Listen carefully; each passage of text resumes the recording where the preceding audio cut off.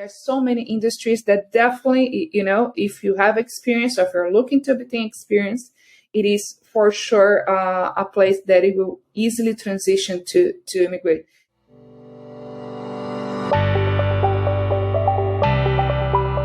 This is Study and Work in Canada, Tamwood's podcast on all things international students want to know about co-op education programs in Canada.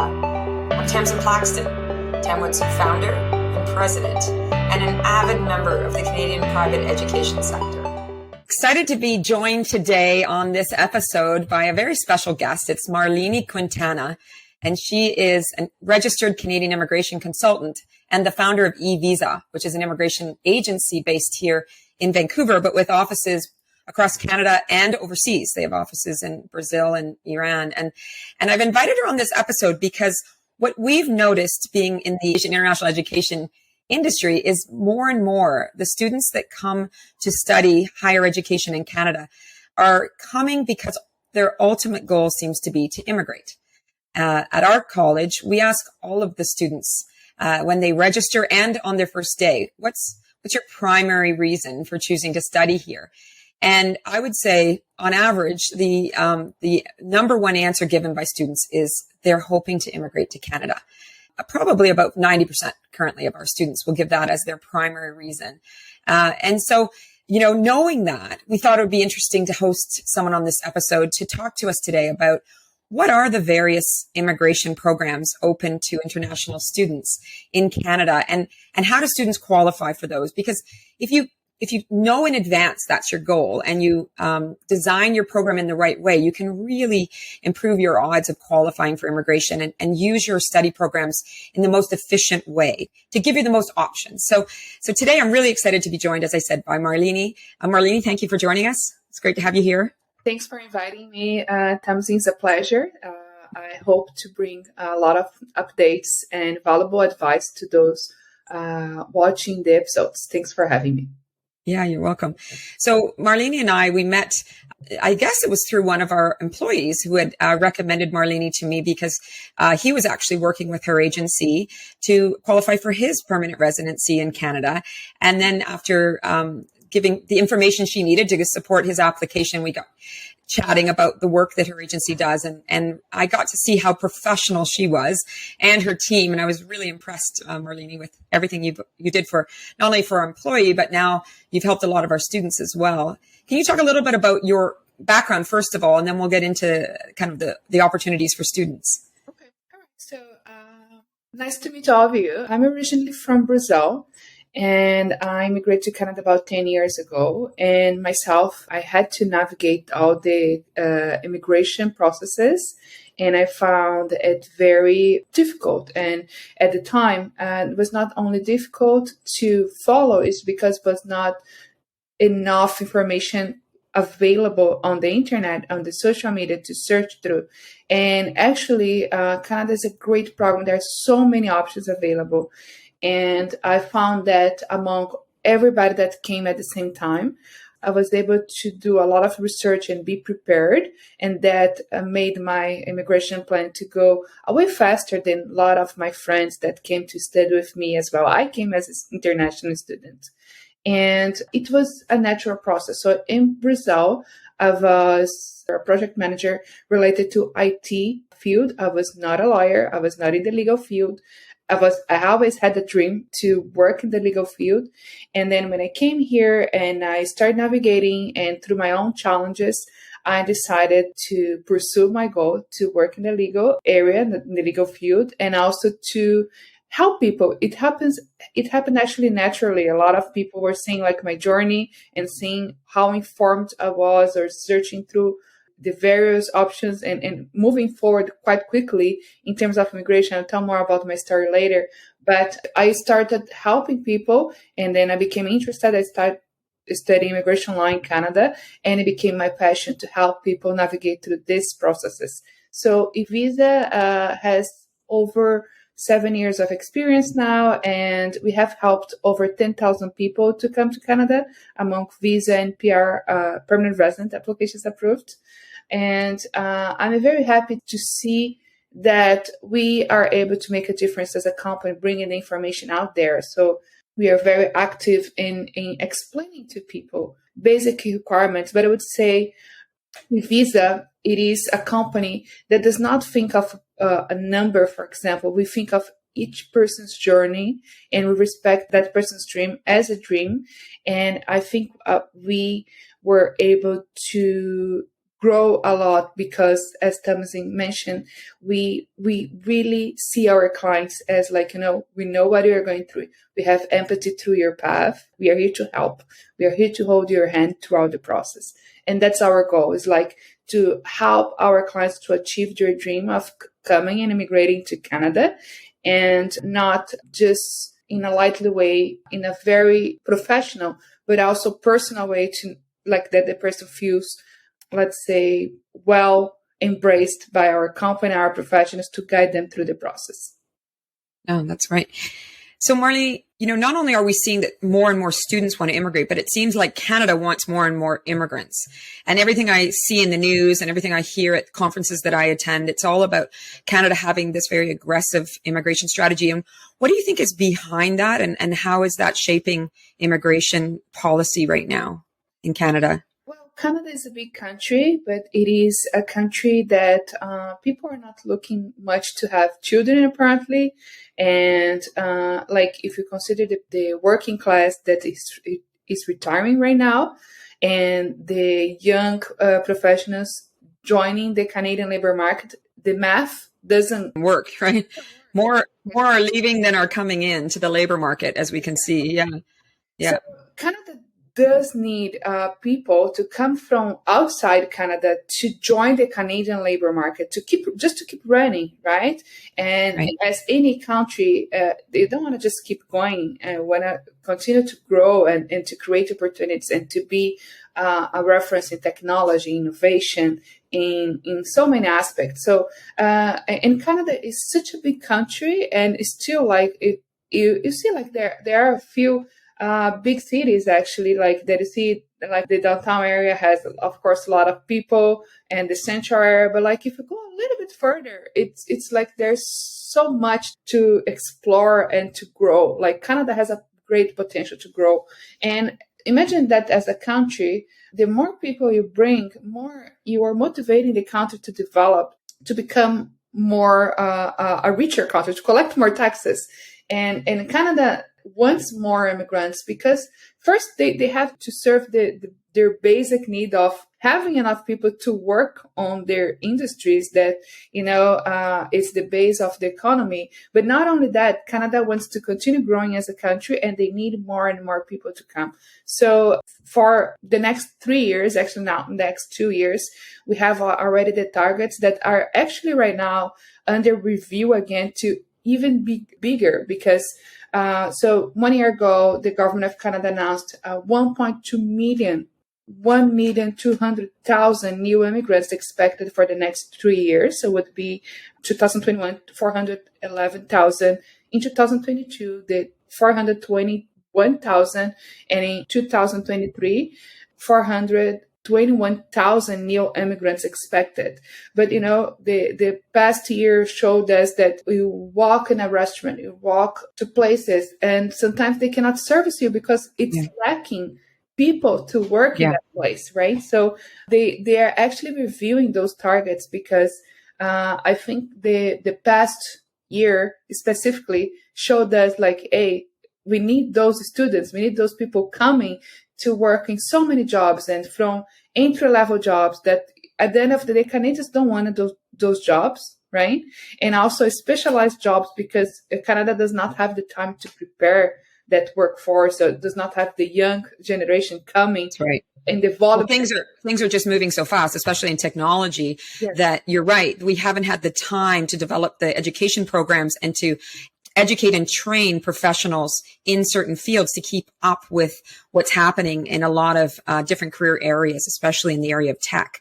That's one area, especially in British Columbia, where there's a massive shortage of skilled labor, is tech. But as you say, even in entry level jobs, I was a Whistler yesterday, and I skied for the first day this year, and I went into the restaurant on the mountain to have lunch. and they weren't serving. Most of the counters that would serve food were closed. And so I asked the man serving me at the counter I finally was able to get to, what's happening? Why isn't the Vietnamese counter open like it usually is? And he said, oh, well, we hope to open it, but we just don't have enough staff. He said the mountain's only been able to hire 50% of the number of people they would need for this time of year. And they're struggling. They're really struggling to find people. It's a crisis across a lot of industries, I think. And you mentioned specifically tech. I would say US, for example, has a very difficult immigration policy. It is very tough for companies to bring skilled people, like with their visa or for them to transition. So it's a lot of work. And because of that, we have a lot of great companies moving to Canada. So we have two different areas that are concentrating a lot of tech companies, like in Vancouver. It's a very big tech hub right now because, well, a lot of companies are in Seattle. Seattle is quite close to Vancouver. So we have now Amazon here. We have Sony. We have Microsoft. So big companies that are looking forward to hiring a lot of people in Canada and taking advantage of the great policy that Canada offers. On the east side, they also have the three cities, Guelph, London.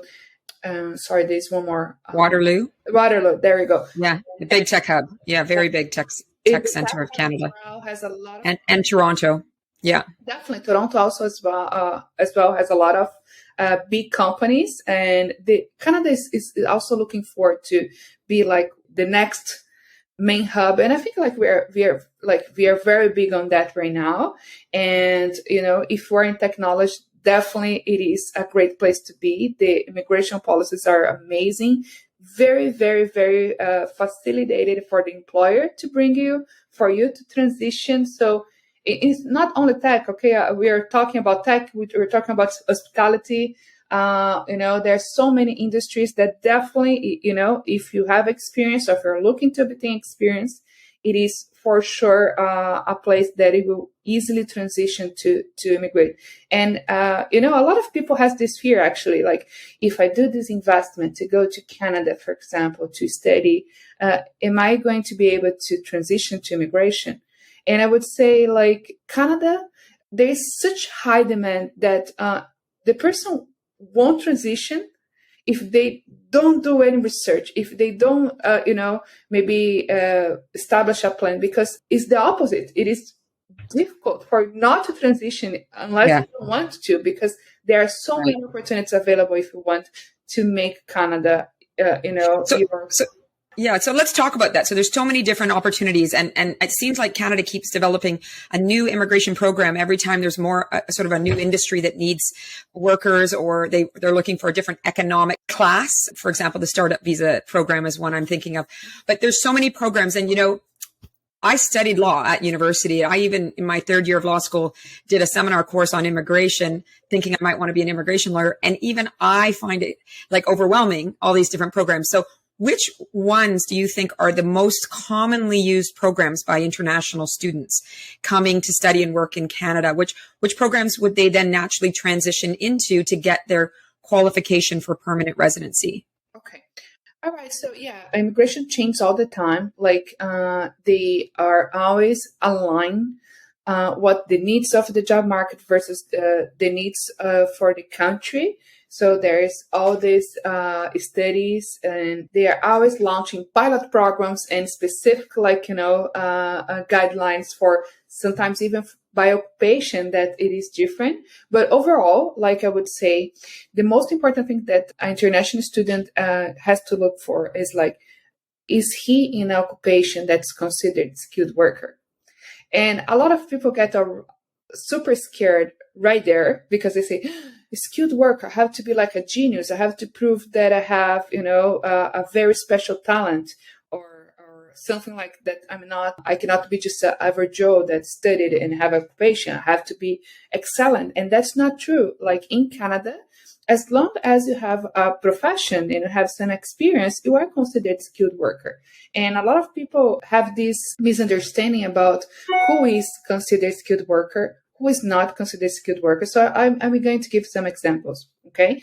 And when you talk about skilled worker, currently, 2021, the reference is the NOC, National Occupation Classification, right? That's the database that Canada has with all the possible occupations. And there is this skill level type. So we have considered as a skilled worker is skill level type 0. Everybody that's a manager in any field, it is considered skilled worker. The skill level type level A, which means any occupation that for you to work on, you need a university degree, for example, a bachelor degree. So if you are a marketing specialist, if you are a computer programmer, if you are an accountant, if you are, for example, a lawyer or an engineer or dentist, doctor, and financial advisor, right? General administrator. These are all fields that usually are able to work once you completed your university diploma. These are considered skilled worker. And then we have a skill level B, which is technical programs, such as if you are administrative assistant, if you are a cook or chef, if you are a bookkeeper. Like a veterinarian assistant, for example, someone, like a veterinarian assistant or a dental hygienist. Would that be a skill level B? The dental hygienist, definitely, yes. So, like usually people that did a technical program or career program to work on that occupation. So we have, for example, for some reason, graphic designers is skill level B. As I mentioned, could be as simple as administrative assistant, right? Right. So many jobs we can fit on that. I think we're seeing a lot of our students getting work as office administrators, working in offices, just working at the reception desk, but administering the operations of a small offices often. But what's exciting for them is that they've done a 2-year or 1-year diploma program in Canada, and then they get this offer of this office administration position, and that qualifies them. Exactly. Right? Because that's considered a skilled job. Yeah. Yes. So if you are already experienced in a skilled job, or if you're like, exactly what you're looking for, that's the part of the planning that's very important for you to do. Like, know what's your occupation and how that transition to Canada. It transition directly. For example, if you were an accountant back home, can you work as accountant in Canada? You may, but you have to first have some additional knowledge, but you can also work as a bookkeeper, for example, or administrative assistant, because you don't need the many credentials, and you can still use your experience to consider that job related and be kind of an attractive resume. Some people, for example, they are in technical jobs like in construction, carpenters, cement finisher, bricklayers, all these are considered skilled worker. Electricians, plumbers, Sometimes, for example, electrical engineer back home maybe can work as an electrical engineer here, but can also explore opportunities as electrician, for example, industrial electrician, construction electrician. Right. And sometimes, like, if you have this understanding, it helps you to target like your search for a job. And some jobs in Canada, like, you can even get from overseas, but I would say like it is very unlikely for your employer to go through everything, all the headache, if you are overseas. So, like, coming to Canada to study, it helps you to be here, so the employer can see you, can meet you. Usually, like a study program allow you to start working 20 hours per week, and like a career program like the programs that Tamwood offers, it has a study portion and has the work portion. And with the work portion, you are able to work full time. So once you start working full time and you say to your employer, I'm here, I can work full time, but it is a limited duration because it's up to the duration of my program.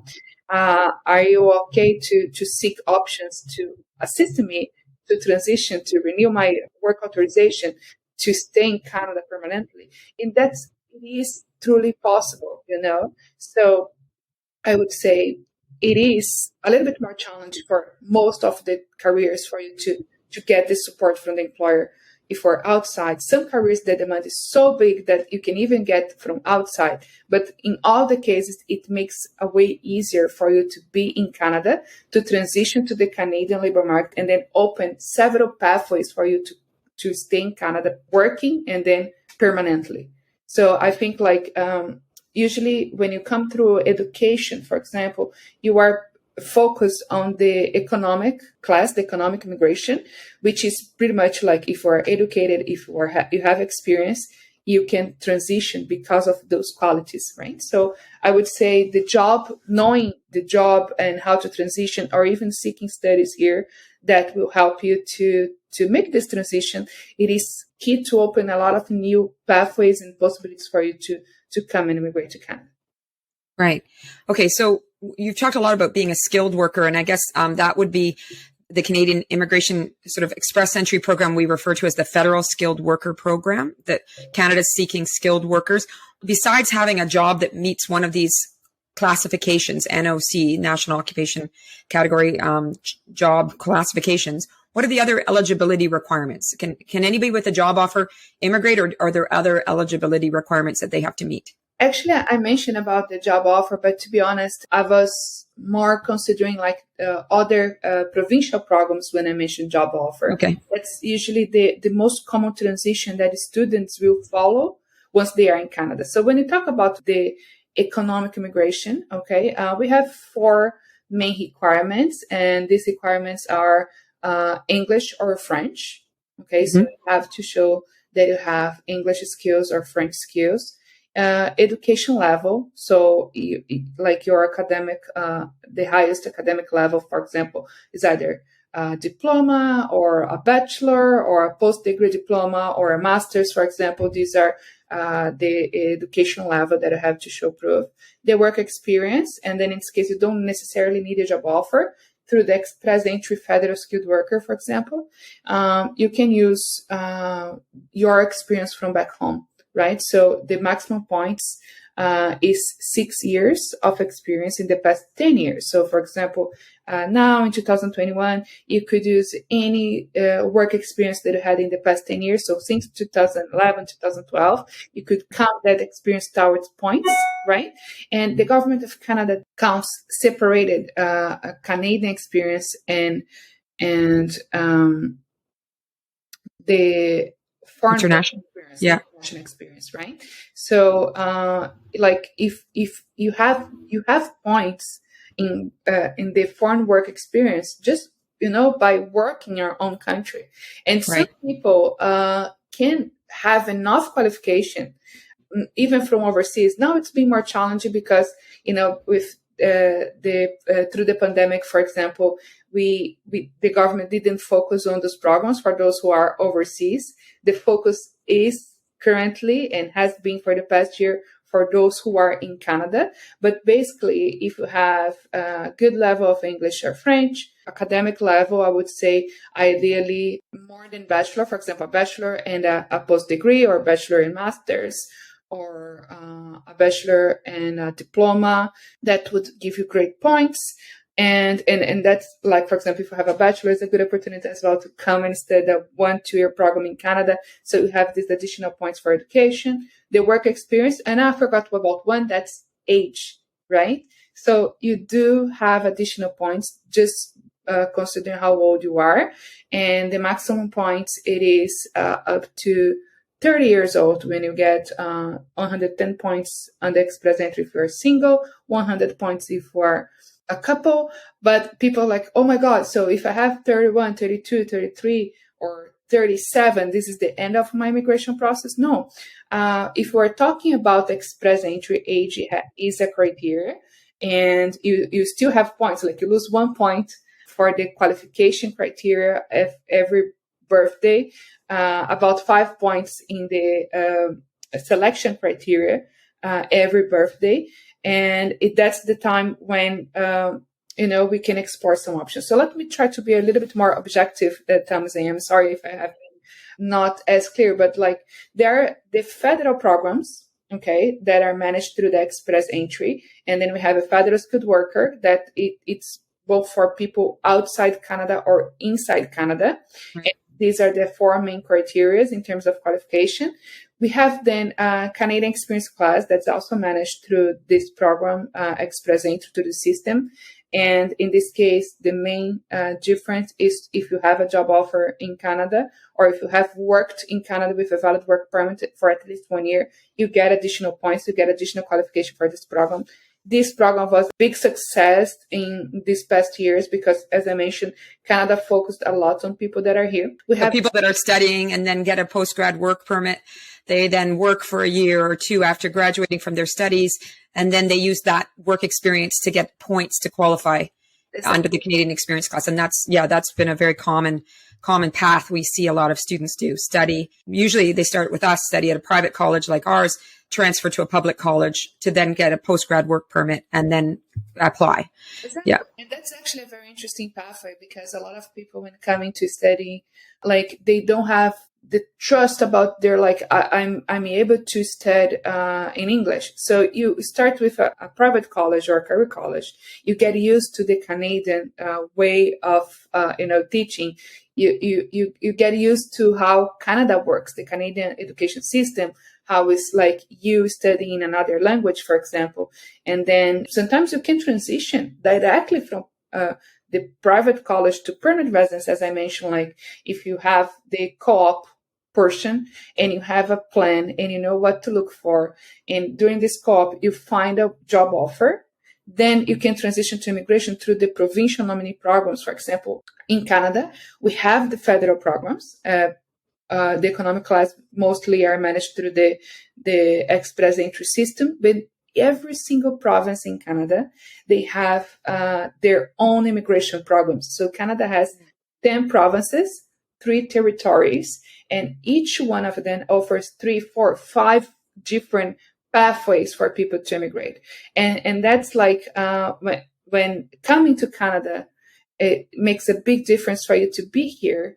And, because the province allows you to have a very streamlined pathway to transition once you are here already, once you are already in the Canadian labor market.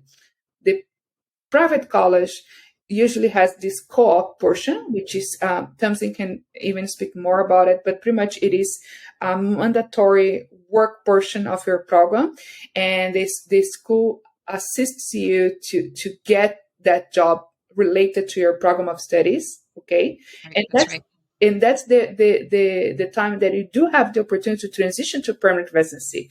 If you have, for example, the support of your employer in most cases to navigate the provincial program. And then for the provincial program, you are not required to meet, in most cases, age requirements. So a lot of people say now I'm over 30 now, and I know that I'm already losing points when it comes to express entry. And it's a little bit challenging now for me, yes, but it's not the end. There is so many pathways, and the provincial nominee programs are one of them.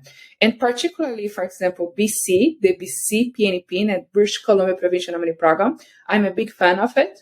I think it's very accessible, very reliable, because, you have rounds of invitation, like the province inviting people to apply every week.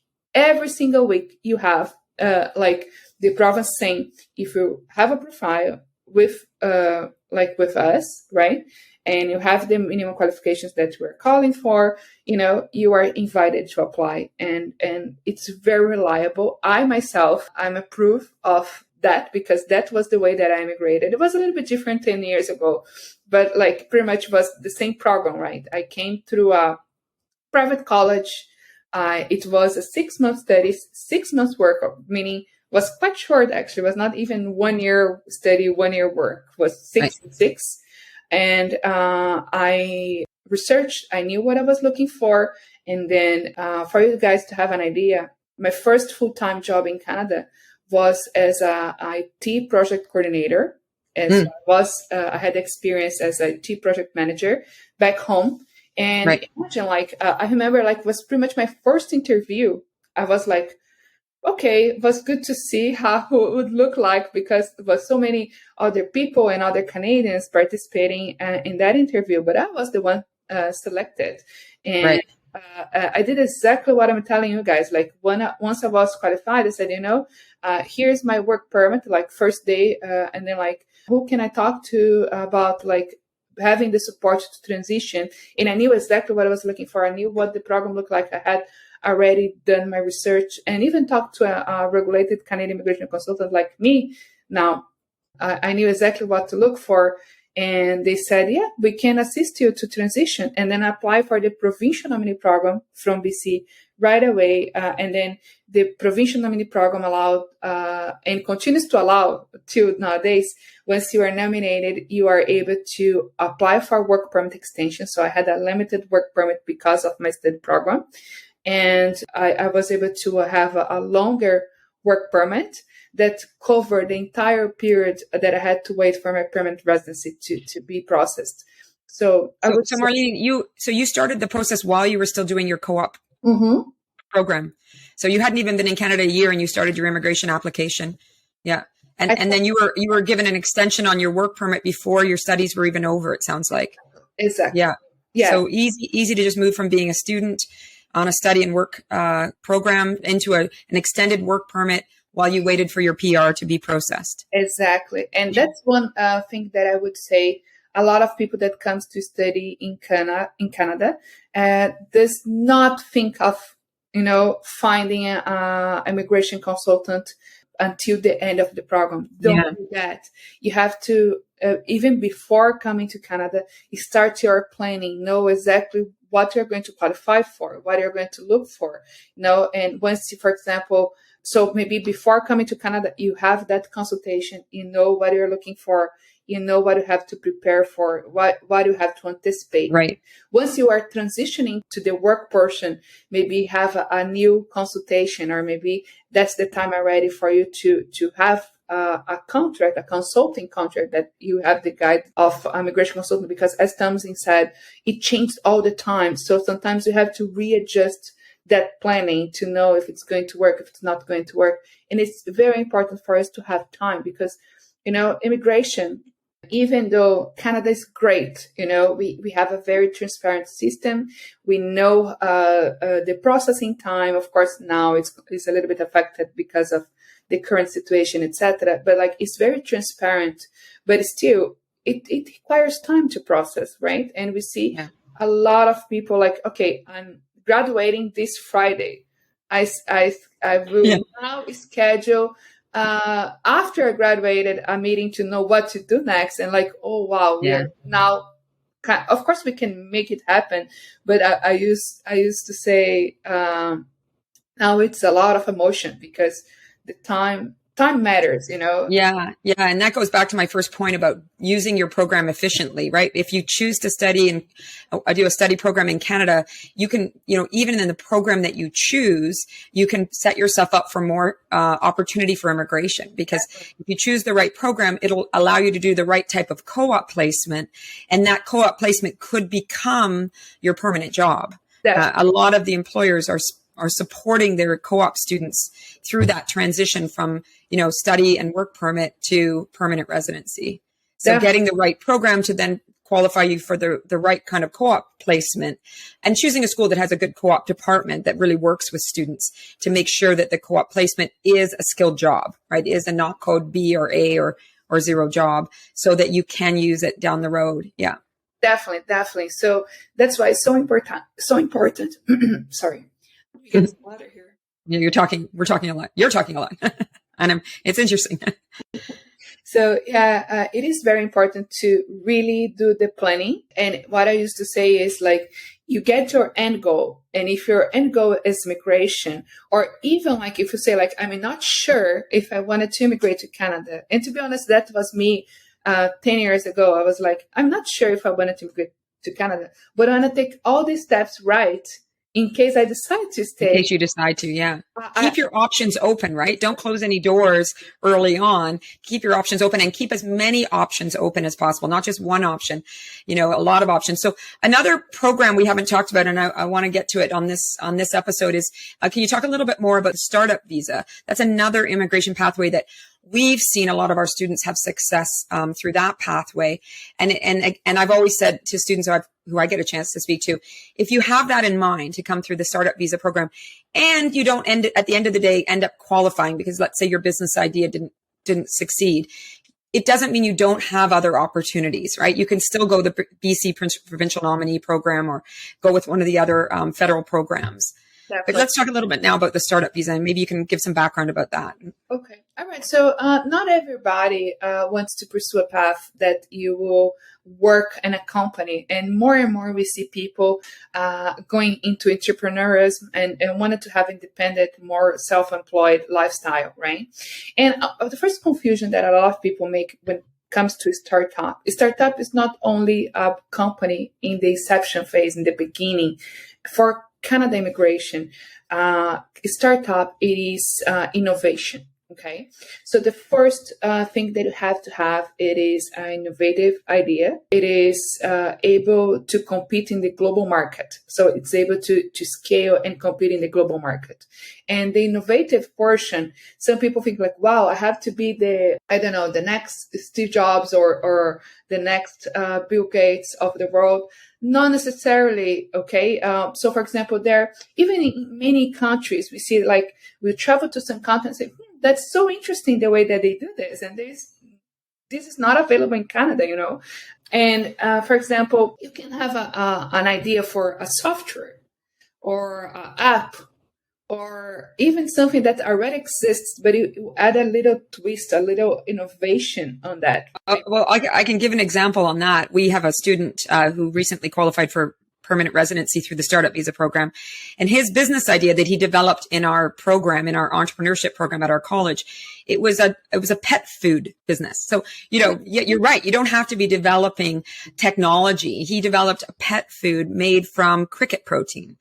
So that was the innovation element of it. It was, using insect protein to build to create and manufacture a healthy pet food product. And because there's all over North America, Americans are putting a lot of money into their pets these days. They've become the new children, of our society. And so people are willing to spend pound for pound a lot more on pet food than they even spend on human food. So the opportunity for making good money in that industry really exists as well. So there was a lot of interest from investors as well in this product idea. So yeah, just to your point, it doesn't have to be a technology idea. And there's lots of areas to innovate in hospitality and tourism and food and beverage and manufacturing and health. Yeah.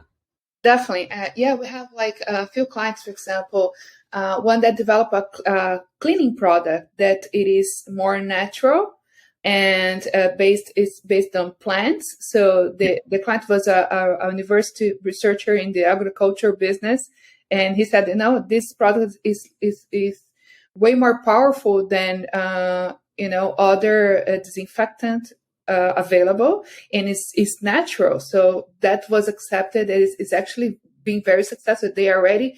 They are waiting for their PR in the process. So they were accepted by incubator, etc. And they are pretty much already selling the product in Canada and making a profit. So that's very interesting. And we had a bunch of, people with apps or software ideas. And then sometimes it's a business as usual with a little bit twist. So we have a client that, for example, has a new CRM idea, but there is like a innovative aspect on how the software operates, and is the difference. And like the designated organization love it and is supported. So just to get a little bit about the process. So if you wanted to come as a startup student, for example, and you wanted to transition to startup visa program, you have to try to get the clarity about what's your idea as soon as possible. So that's important for you also to have this conversation with immigration consultants like us at A-Visa to kind of establish like what it is your idea interesting, right?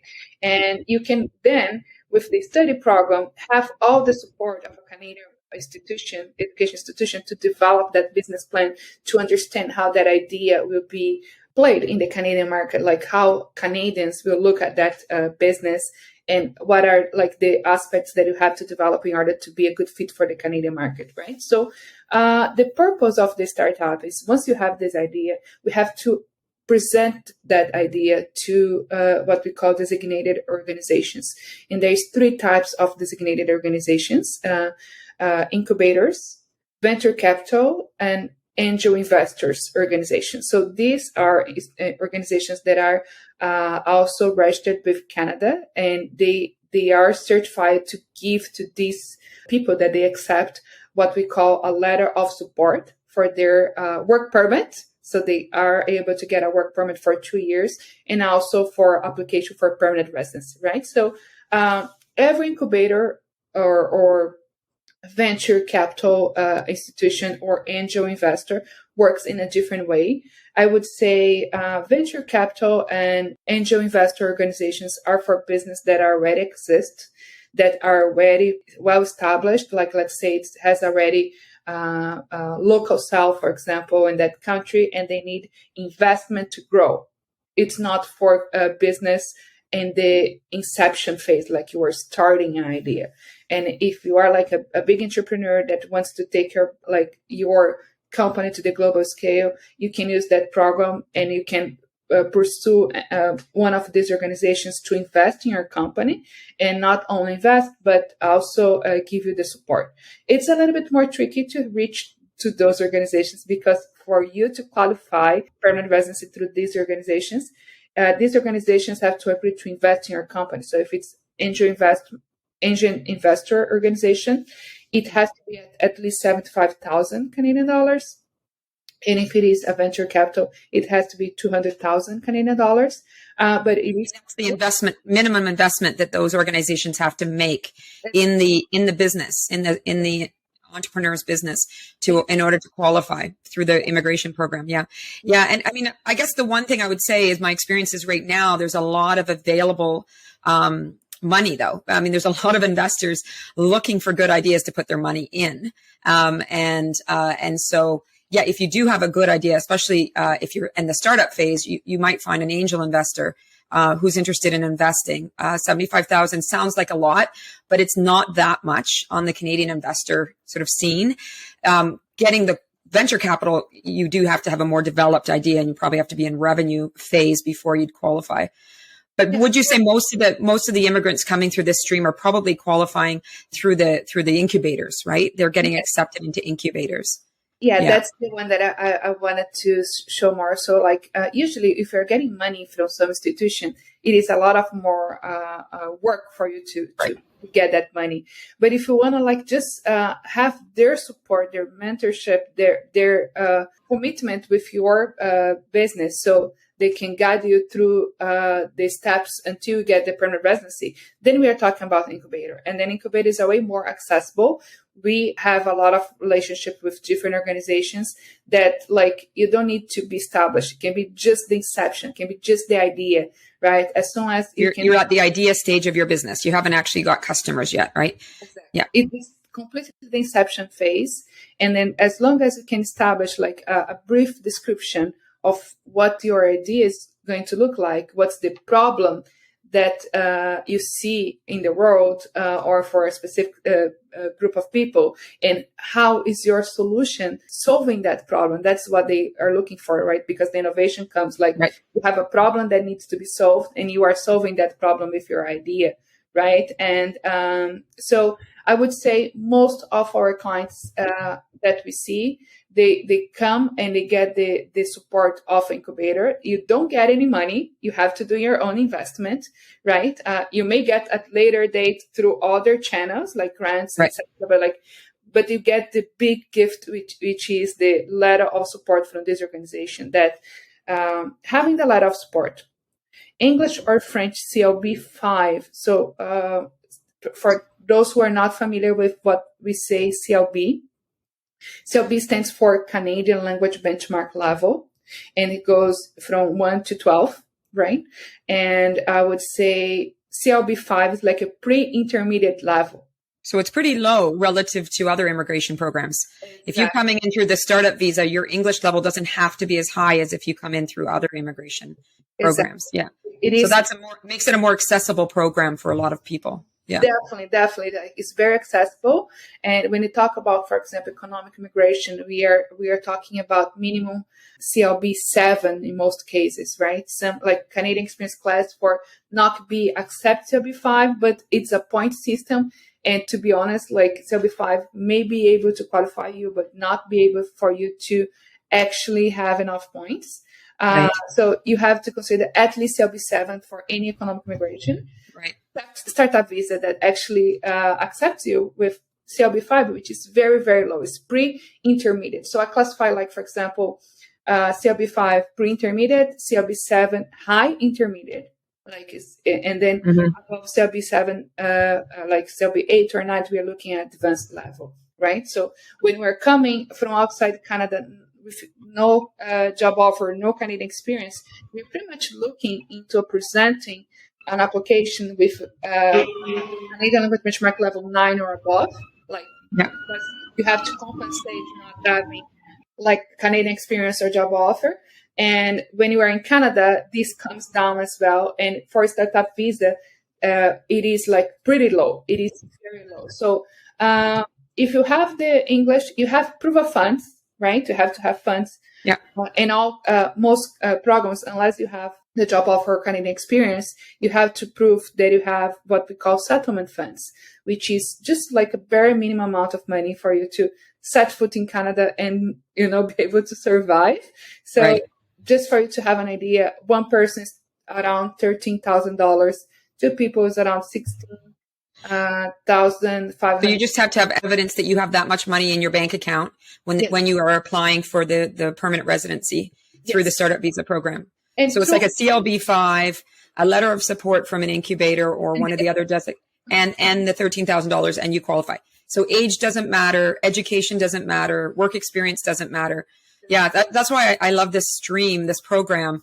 Is it really is very accessible. The real challenge is, can you come up with an innovative business idea that is scalable?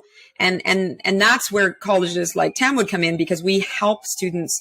We have the very first course in our program is an innovation course where we teach them through business ideation and design thinking. We teach them how to develop a viable business idea.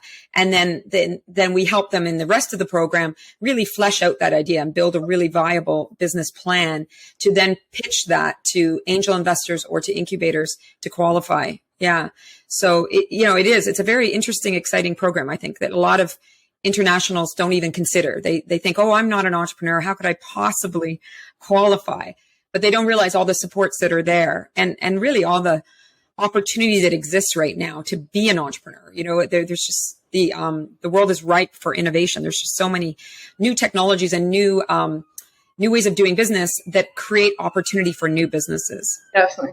And something very interesting about startup visa as well is like, if you have one business idea, you and your family will be the applicants for that program, and you have the support. But if, let's say, you need one or more partners, right?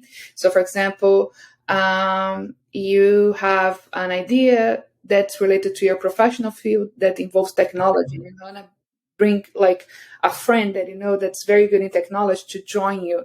So the startup visa program, with one idea, you can have up to 5 partners in your business, right?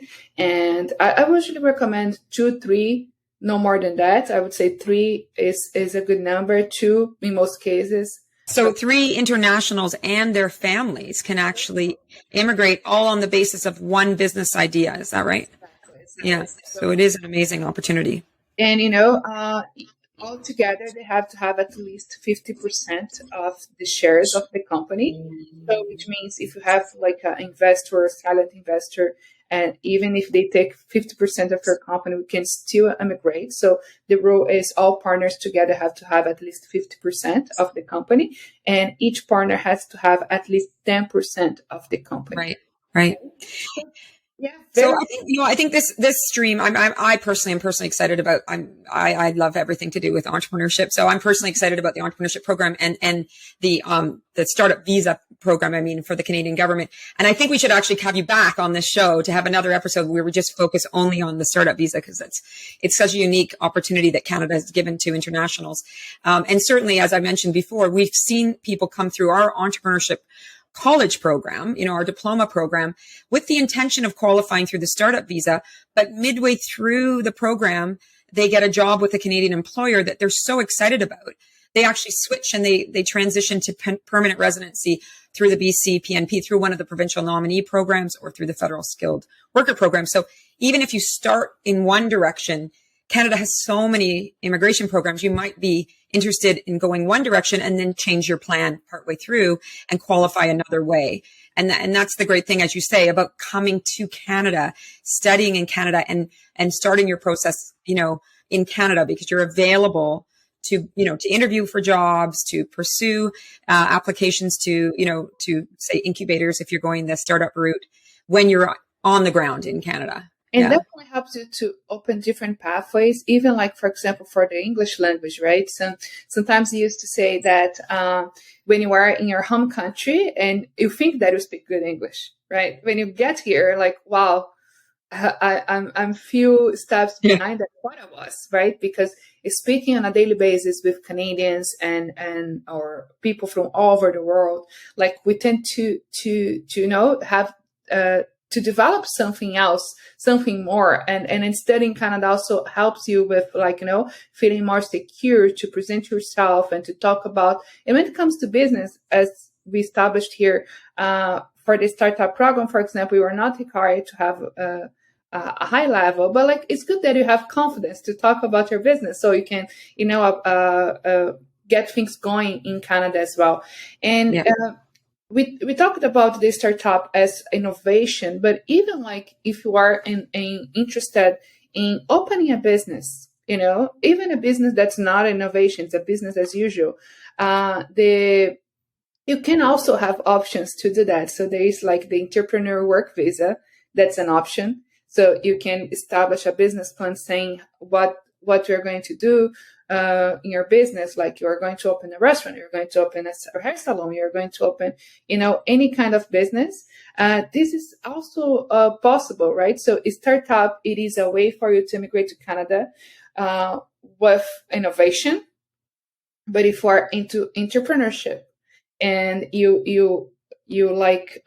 say okay, but my idea, it is not innovation, it's just business as usual, you can still also have options to explore. So, for example, there is a specific work permit for entrepreneurs. There's actually two.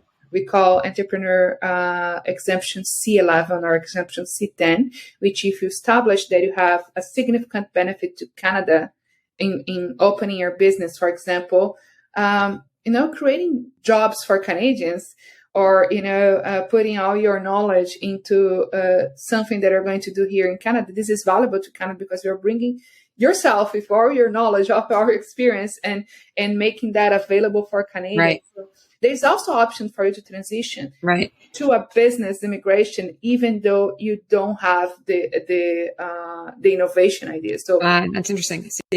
See, there are so many options. So I think the big takeaway, and I'm just conscious of time, I think this has been fantastic, but I would say the big takeaway from this episode is really that Canada is really opening its doors to more immigrants.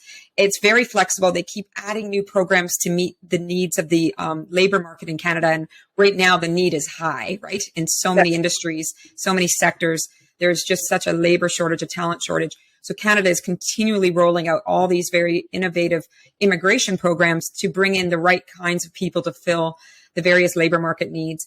And the other big takeaway is that, if you're a student listening to this and you're thinking, I want to go to Canada, talk to an immigration consultant. They don't have to pay an immigration consultant for the whole process, right? You guys offer consultants sort of sessions, right? Where you can just take a look at their profile and say, these are the ways you might immigrate. Here are the options you might consider. And then here's some recommendations on study programs that you could register for to get you in Canada on the ground and getting you on the right path. That's perfect. That's very correct. Thank you, Tamsin, to do that. So the way that we work is you can schedule standalone consultations. Usually these consultations is to look into eligibility. So it's when we have a conversation if you have this background, if you have this experience, or if you have these goals in Canada, that's one pathway that you can pursue. So plan A, plan B, plan C, which one you like more, right? So we will say we are ready. whenever you wanted to start, you are able to start, or you are not ready yet. Maybe you need to save up some money so your visa has more chances of being approved, but that's what you're looking for. So you can have a consistent plan. And then once you are ready, we have the option like, hey, you can close a consulting contract with us that we are going to prepare all the paperwork on your behalf. Of course, it is like we need you to collaborate with us, to provide the information, to work with us, eventually to introduce your employer so we can work with them as well, or just to gather all the documents from your previous experience and help you to go through the requirements. So what we do is like we help you to gather all the documentation. We prepare everything, our submission, our application to the government, and we will present to you through the government. So any communication through the government, any follow-up, anything we will be doing on your behalf. So you have the peace of mind that, your application was complete, was correct, and has higher chances of success.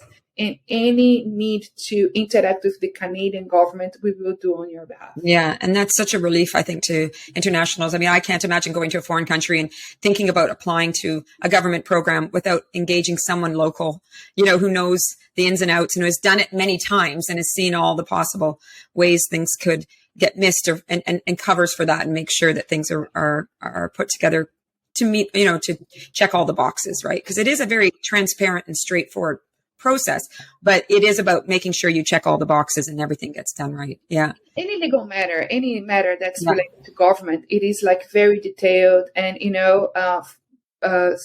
if you don't have the experience, you may miss something, and missing something may missing a big opportunity in terms of immigration. And, you are not expected to immigrate more than once. You just do once. And if you do well, that's all you need, right? So that's the idea. Like, if you like, is it worth as well to dedicate so many hours trying to study and trying to do by yourself? For some people will be, and that's okay, right? But like in most cases, even if you are able to like, okay, I have good English, I want to try to research and do myself, like it's going to be your first time. So the likelihood of you making mistakes and eventually missing your chance or having to have like more costs associated because you have to reduce something is higher. And, so it's worth the investment to pay a little bit of money up front to get that, to make sure you have the most options available to you to pursue those options in the most efficient way, save time and save money down the road. Yeah. So listen, Mariline, this has been fantastic. Thank you so much for joining today. And I now really definitely want to have you back on. There's lots more we can talk about, and I think people are really going to benefit from your advice. So I'll definitely have you back. I know we want to talk about study permits and how to apply for a study permit and a work permit when you come for a study and work program, and what are the sort of tips, I guess, and techniques to making sure your application goes through smoothly. And I think we should revisit this, entrepreneurship stream and what are the ways and various ways you can come in that way. So look forward to chatting again. Thank you. Thank you so much. I want to be here with you as well. Thank you. That's all for this week's episode of Work and Study in Canada, brought to you by Tamwood Careers. Tamwood is a private education company operating career colleges in Toronto, Vancouver, and Whistler, Canada. Tamwood offers popular work and study programs in fields like business, hospitality and tourism, digital marketing, web design, UX, UI, and entrepreneurship. International students who study with Tamwood gain valuable work experience in Canada and start on a pathway to a successful career and immigration in Canada. If you'd like more information about Tamwood and its programs, visit our website, www.tamwood.com. You can also check out our videos on YouTube and connect with us on social at Facebook, Instagram, and LinkedIn.